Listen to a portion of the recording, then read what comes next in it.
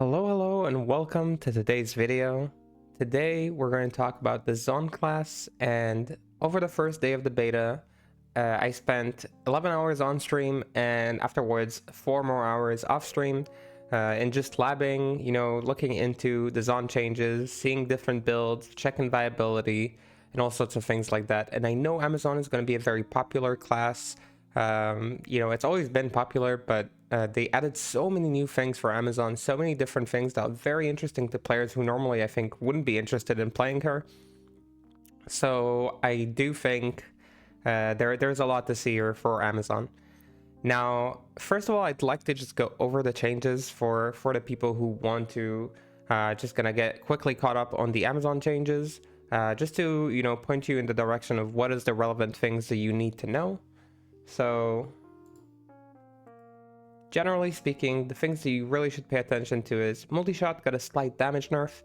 We've tested it on the stream, and it seems like for the most part it delays how early you can start with multi-shot, which in my opinion is a little bit sad because multi-shot was one of those builds that you could pick up like 2 seasons ago pretty early without too much gear, and now it requires even more gear. It's a very expensive build. Generally speaking, it trends into the infinite payments kind of build.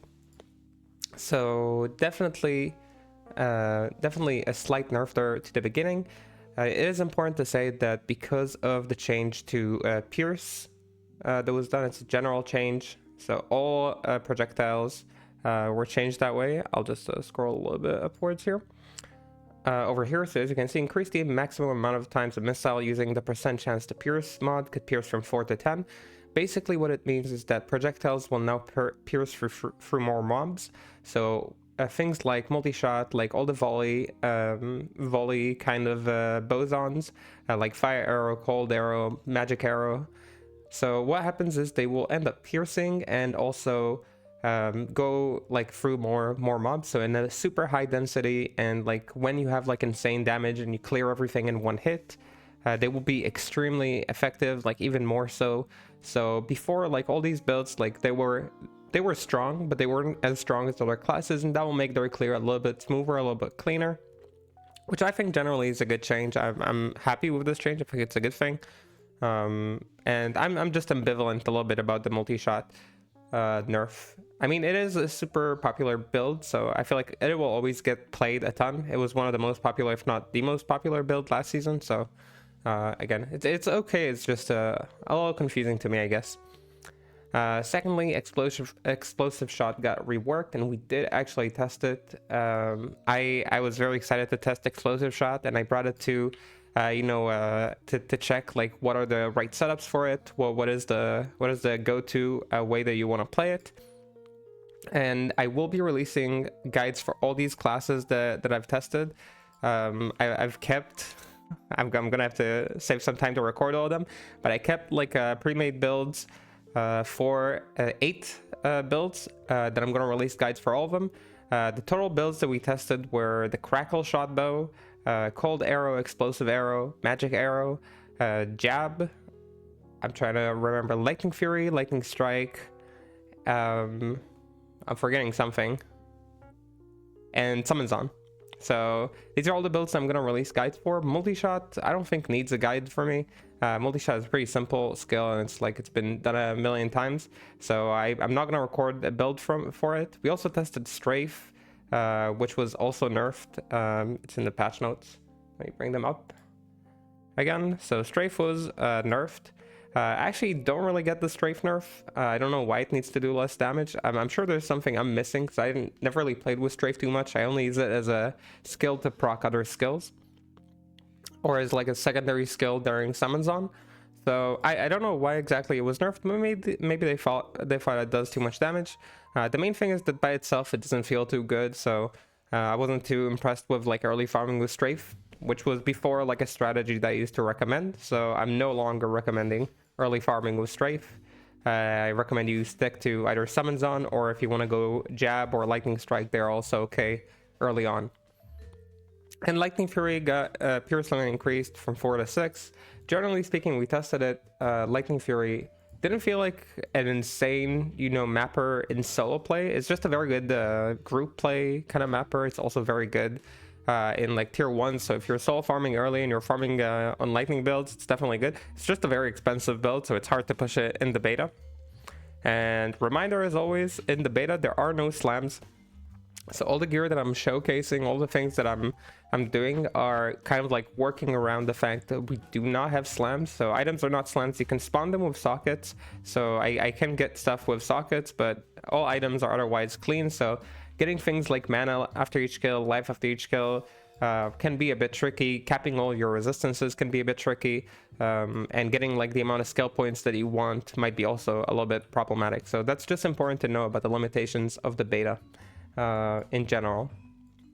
Now I will be organizing all these and like sending out you know, little mini guides and showcases. I'm not gonna play every build now because there was really a lot of them, but the main thing that I think is important to say, that from my perspective, a lot of the builds that are kind of like, in my opinion, very strong right now for Zon are builds that are gonna utilize things like Enigma, possibly utilizing also Valkyries if she can, to kind of be like meat shields. This build specifically does not, but like others do.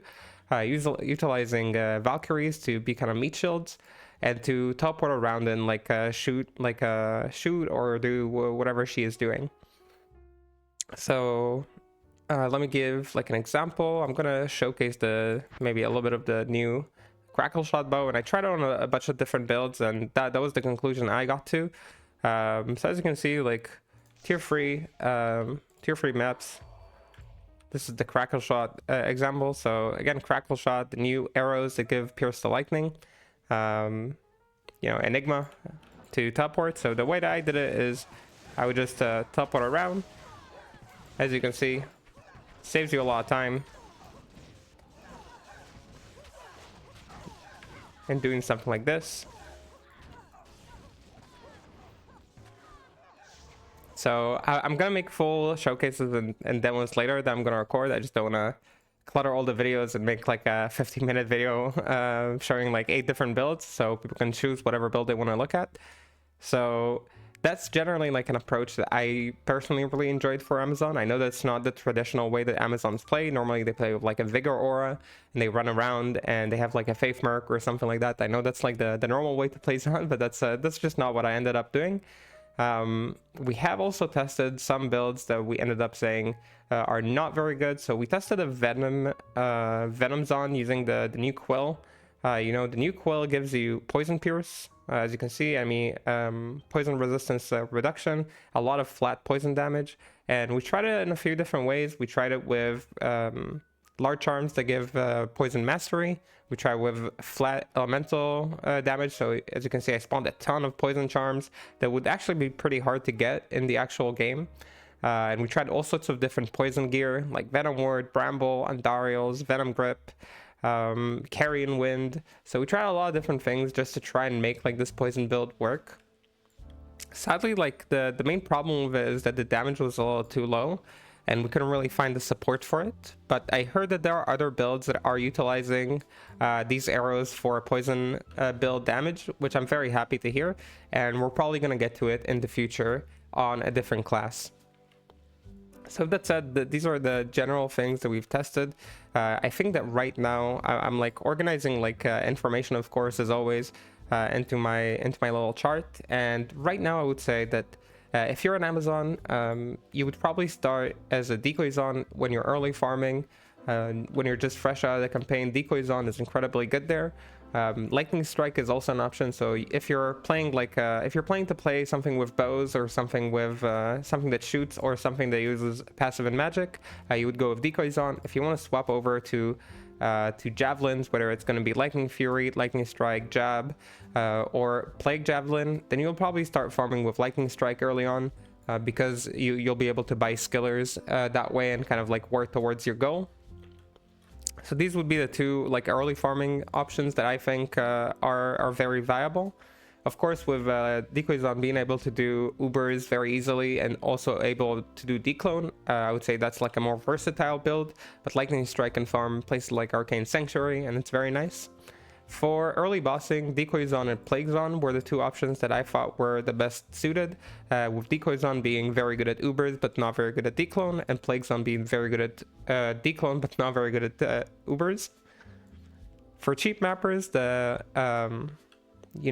ones that I noted were Summon Zone, Jab, Lightning Strike, and Magic Arrow. Magic Arrow is surprisingly cheap to make, and I'll show you kind of like what I ended up with.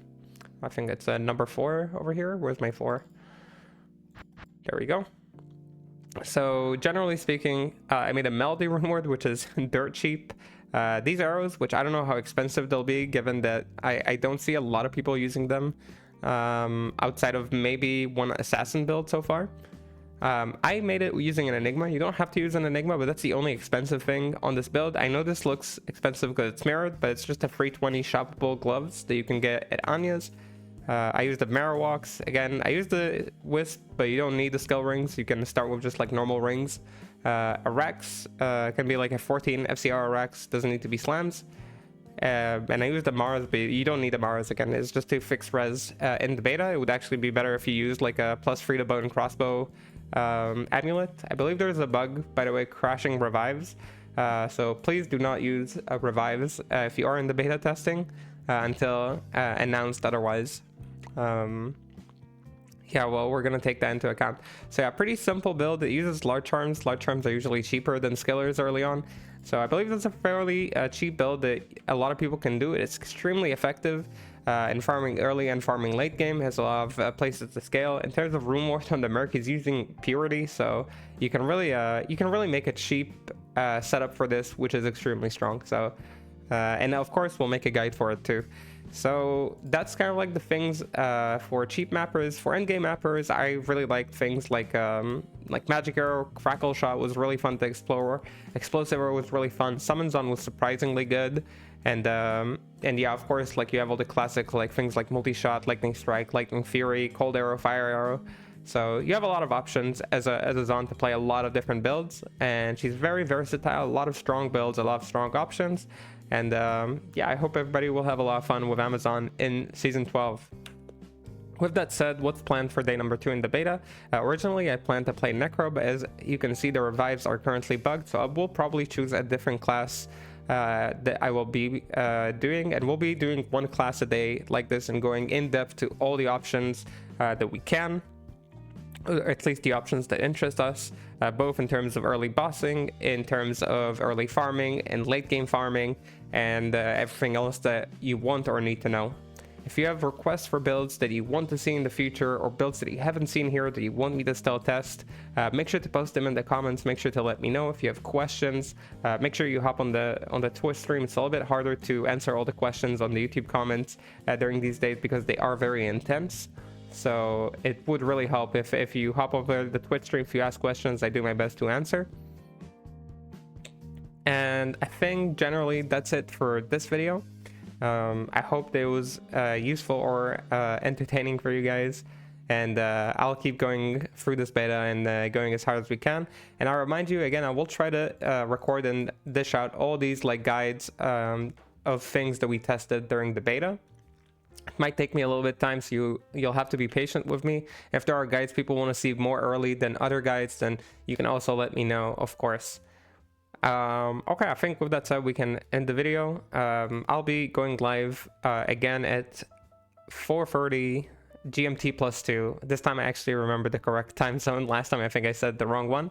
So if you want to join in on the Twitch channel and be part of the labbing experience, make sure you do. And yeah, thank you for watching. I'll see you in the next stream or in the next video. Until the next time, have a good whatever you're having. Bye bye bye.